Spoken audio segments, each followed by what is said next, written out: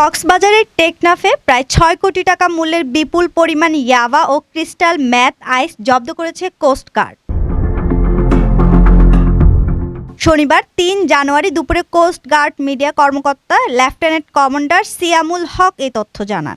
২ জানুয়ারি শুক্রবার সন্ধ্যা ৬টায় coast guard station Teknaf কর্তৃক কক্সবাজারের টেকনাফ থানাধীন হিলা ওয়ারবাং সংলগ্ন এলাকায় একটি বিশেষ অভিযান পরিচালনা করা হয়।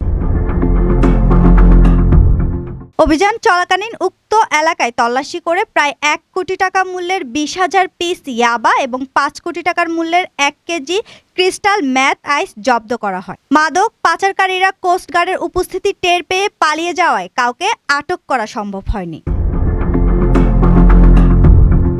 জব্দকৃত মাদকের পরবর্তী আইনানুগ ব্যবস্থা গ্রহণের জন্য টেকনাফ মডেল থানায় হস্তান্তর করা হয়। তিনি আরও বলেন, মাদক পাচার রোধে কোস্টগার্ড ভবিষ্যতেও এ ধরনের অভিযান অব্যাহত রাখবে।